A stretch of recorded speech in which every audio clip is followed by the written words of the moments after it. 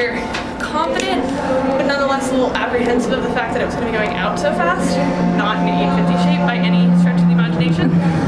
But I thought I'd be closer to like 9:10, 9:15. But as I was walking in here and even coming into the race, I think the repetitive concern that I was raising to both my coaches and my boyfriend, softening my sounding board for all my worries, is the fact that although my fitness is progressing, we've been focusing a lot on very aerobic work because the last injury that I'd had was an Achilles problem, and it didn't really heal up until honestly around the time I dropped the New York Times story. So it's only been a couple months in which I've been able to do faster stuff.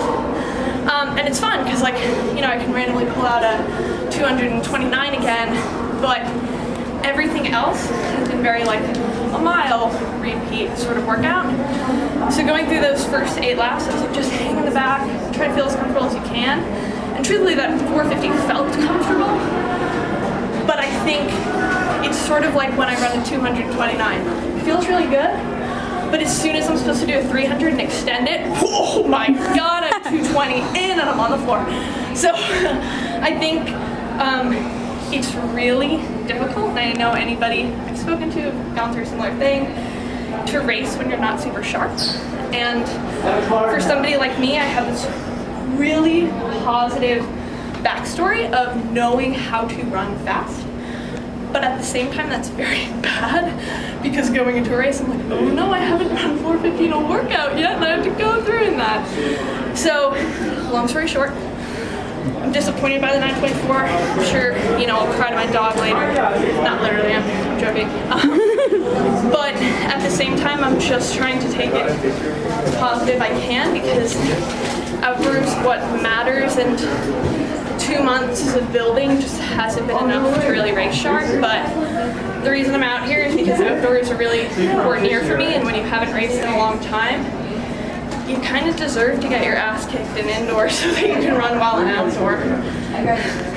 And so now whenever it comes to, I feel like, because you've obviously had the longest background in running possible, like for so many years, over the stretch of so many years, whenever you come off of an injury or come back into running, how do you make sure that you're not comparing yourself to old times and you're not comparing yourself to the level that you may have been at before an injury? Because I know that's so mentally tough to be able to do that. So the reason that I did not race for 3 to 4 years is because I was really bad at that. The mental aspect, right? Yes. Every single time I'd come out of an injury, I'd be like, okay, I aqua jogged for 4 hours a day. Yeah, that was me eye twitching. And within 2 months, I'd be trying to run workouts that were, 9-minute 3K shape. But truthfully, that doesn't make sense for your progression. I'm personally an athlete who I feel if I ran 30 miles a week, I would always be able to run about 4:10, but I would never get faster than that, ever. That's what I looked like in freshman year and sophomore year of high school. I ran really fast, but God, I was never going to run a 4-minute 1500 based on that training. Right now, I'm an athlete who's, I'm still going to have I think like 76-mile week this week, because I'm in it for outdoor. And I'm going to tell you, those last 4 laps were really hard, not just physically, but mentally. I was like, I am so far behind.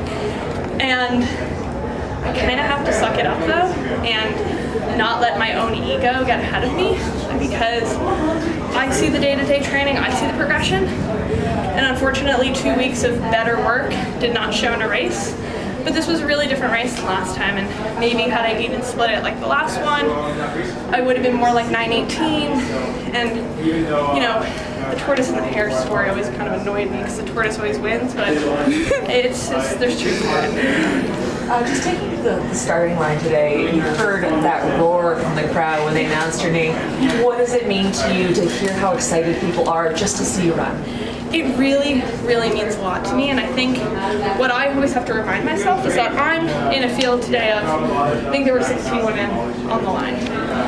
There are so many more people who are running than just 16. And there are so many people, elites and sub-elites alike, just recreational athletes, who understand that, sometimes you run your best marathon ever, you have a year where you're not running as well, and the climb back can really take a while.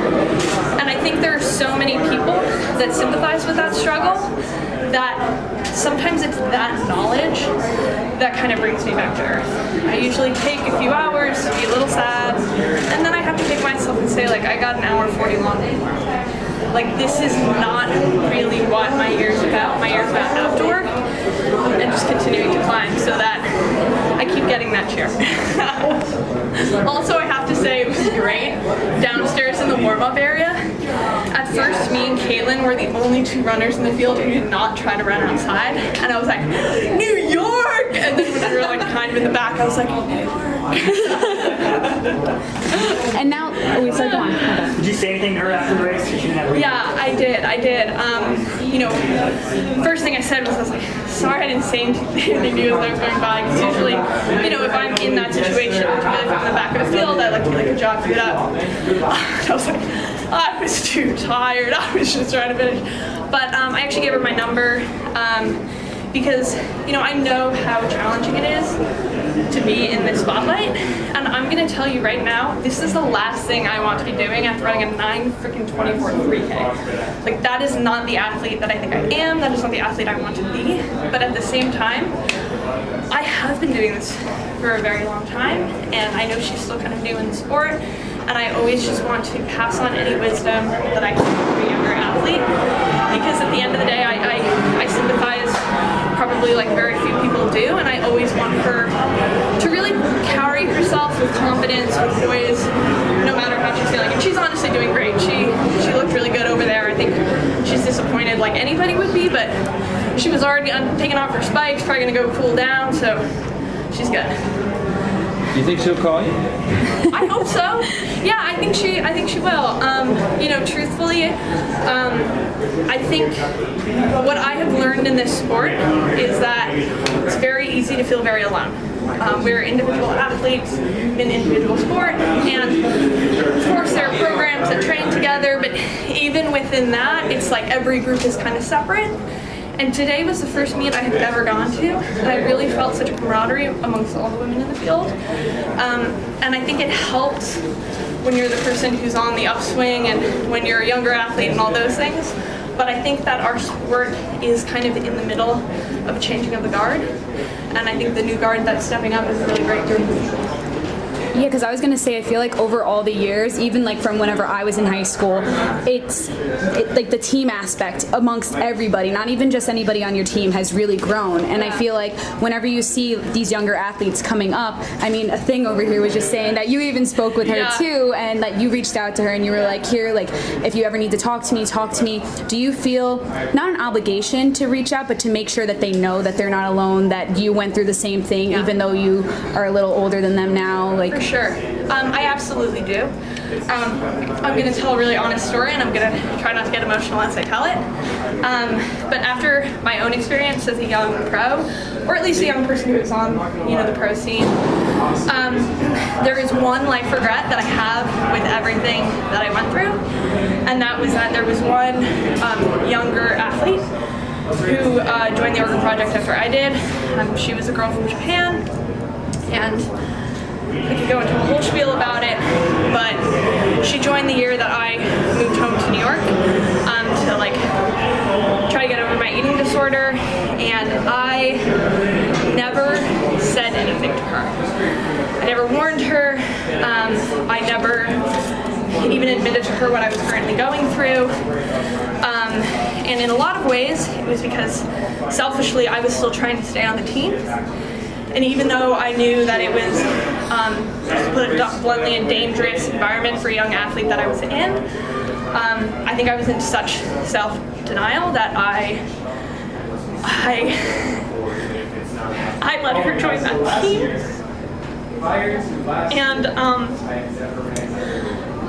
that's really one of my biggest regrets, because she went through something very similar to I did, and we continued talking kind of after she left the team. I reached out to her a bunch of times on Instagram. Her Instagram isn't up anymore. I haven't heard from her in a while. Ever since my story came out, I've been kind of looking for her, because I just wanted to say I'm sorry. And for me, my biggest thing is I don't want there to be another Nozomi, and if I can stop that, I won't be a coward anymore. And even if I don't know the athlete, even if I don't know the program that they're on, I will always be there as an advocate for you. And so I think it's the least I can do to, really be a sounding board whenever I can, because I can't ever forgive myself for not being brave in the past, and I'm from here on out never going to do that again.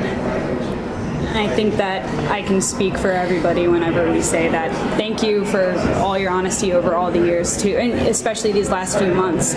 You've been really open, even in those moments during high school or during like your pro time, whenever you felt like you couldn't say anything. You can't take that back, like you said, but you're making up for it right now, and that's all you can do right now moving forward. So I think that you just need to take this with you and then just try to appreciate the voice that you have now. Thank you, and I think the coward of the past, the cowardly Mary, never would be racing right now. Because if there was even a thought in my mind that I wasn't in it to win it, honestly, I probably would have dropped out of that race 8 laps in. Because I think as athletes, we hold ourselves to this strange level of ego where it's all about you. And don't get me wrong, I wanted to win that race, but I also knew in my mind that I'm at a different phase than other people. My progress is going to be different, and my story is going to be different than anybody else's. And I think the really great thing about today was lining up on that line. There are other women like Nikki who are doing amazing things for this sport outside of athletics. And I think it's that ability to transcend the sport that is why this next group of people are so both intriguing and easy to cheer for, even as a competitor. Mentally, how did you change to be in a race in a couple years? Unless it was all Mary, you didn't want to race, but this year you're putting yourself out there. Yeah. How did you make that change? Well, for the last few years, it was more I couldn't race. The 2 races that I dropped out of, I hurt myself mid-race. And so I just had a lot of injuries. But I think at the same time, there was always, like, if you were in my camp, almost, there was always this desperation to constantly be back. And I think it was because I tied so much of my self-worth, and trust me, if you're a runner, you understand this, to my performance. And that's not to say that right now I'm not really angry that I just ran a 9:24. But at the same time, I also know that it's not even the shape that I'm in right now. And so in a lot of ways I can't almost be as emotional about performance. I can be emotional about it for a very short period of time, but in so many ways it's kind of taking the ego out of it and following the process. And looking at it in that way, I can't be that disappointed with this race just because where I am in the process, I probably went out a little hard. And whenever you go out hard, you're going to die a little harder. And so we'll see what next time happens. Mary, are you finding the joy in running again after the way all of this? Talk about that. Yeah, for sure. I think the biggest thing for me is surrounding myself with almost a new team. And by that I don't mean in terms of literal people, I think more in terms of the mindset, where I am more invested in all of my training partners and all of my coaches and all of my support staff. And I think as a result, there's this broader camaraderie that I'm developing. And I'm also doing fun things like going for a run with my boyfriend. Maybe I would rather run in the morning one day, and then I'm like, I could really use some help out there. I'll wait until the evening when he comes home from work and we'll go for a run. Or it's just the weirdest thing, but my dog is really fast. She doesn't really know how to go for a run yet, but she will fly.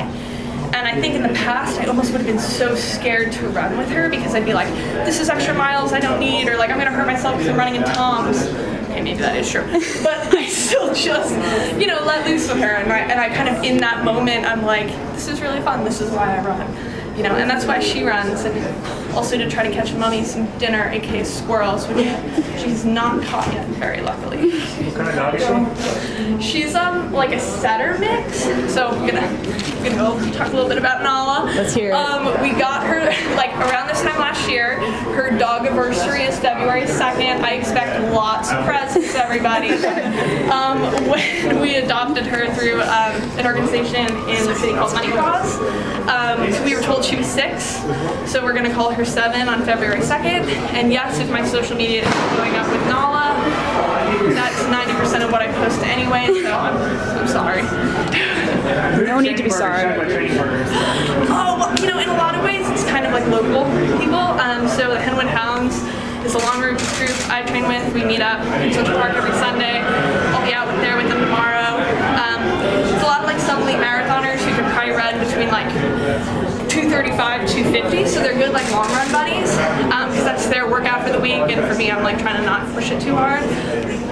And then recently, the girl who actually beat me in the 3K the other day, I'm going to start trying to hop in to runs with, and there's a great Ethiopian community in the Bronx that I might try to meet up with, and there's like a few things I'm trying to do, because honestly all of my workouts have been alone, and that's great for the phase that I'm in. I mean, I think in a lot of ways, if I count November as when I started running, this is almost like in a pro mindset. This kind of is my November, so I'm a little bit behind, but at the same time, like this is kind of that phase where I want to start running with more people. Do you have a race lined up after this one? No, in a lot of ways I wanted to see how this goes, and I think we're going to have to regroup, talk about some things. Again, I think fitness-wise, I'm in better shape than I just ran, so it's a little bit frustrating, but just gotta kind of keep moving and see what's next. 2 weeks ago, you ran faster than you did 2 weeks ago, and you went out a lot harder. Yeah, see, that's the You're thing. definitely in a lot better shape, but Yeah. also at the same time, I would say, like you said, I knew I couldn't run for 9:10, so kind of a little bit worse than you wanted, but not that much, right? That's the thing. It's like, in a lot of ways right now, I'm in that phase where, even being downstairs, I was like, oh my god, I haven't done this in 4 years, meaning kind of be with like a pro group. And I think there's something about that where it's different running with kind of sub-elite guys and just, you know, zoning out, being dragged along, running even paced, and kind of going for it and then struggling a bit. This was a faster field than I think I even expected. You know, and I think everybody went out a little bit harder, but, you know, It's pro racing. pro racing, June's what matters, you know, next time. Mira, you're talking about the spring. Yeah. What are your goals this spring, and what do you have lined up to run? So I don't have anything lined up in terms of races. I'm really trying to go with the flow. I've only been really doing workouts for about like 8 weeks at this point. It's okay. And by that I mean like kind of like longer endurance-y stuff. And so right now I'm kind of in that phase where it's just every week I'm trying to get a little bit better. I'm not tapering at all during indoor. I'm more just trying to hop into races to like get to a last lap, kind of die and try to push through it. And then I hope then that by outdoor, I have that kind of feeling of like, you know, you eat your waffles 4 hours before and you tie your shoes this way and kind of some of that stuff too. But I should probably go cool down, put some clothes on. Yeah. Go All right. on, Nala. Well, thank you so much. Thank you.